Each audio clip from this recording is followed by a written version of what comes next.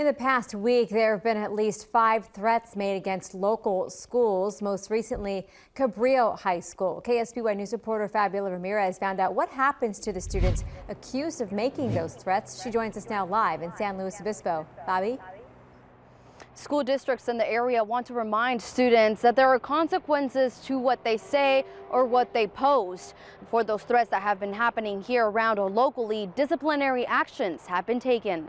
Following the Florida high school shooting, threats of violence against other schools have increased. Locally, last week a student made a bomb threat on a bus carrying Vanderburg Middle School students. That same day, social media threats of violence towards Santa Maria High School started circulating. A day later, police say a Paso Robles Middle School student said he, quote, wanted the place shot up. This week, Cal Poly students were on edge after warnings of a threat on social media. And this Friday morning, Templeton High School was on lockdown when a student was spotted carrying a gun on campus. Later, it was discovered the gun was just a toy. Each school district has policies and protocols in place and consequences for students that make threats, act upon threats, and we work directly with mental health and law enforcement on them. For each incident, school officials say appropriate disciplinary action has or will be taken. Depending on the nature of the threat and the severity of the threat, the types of consequences could range. That could be several days suspension, expulsion, or in some cases being referred to law enforcement for a potential criminal violation. Anytime a student makes a statement that results in people fearing for their safety or well-being on a school campus,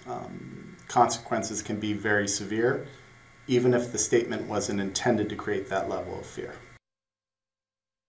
Paso Robles High School sent out this letter to its parents asking them to talk to their students about what they say or what they post when it comes to threats or acts of violence, even if it's a joke. Live and local in San Luis Obispo, I'm Fabiola Ramirez, KSBY News. All right, Fabi, thank you. And as for Templeton High School, classes resumed as normal and the campus was considered all clear.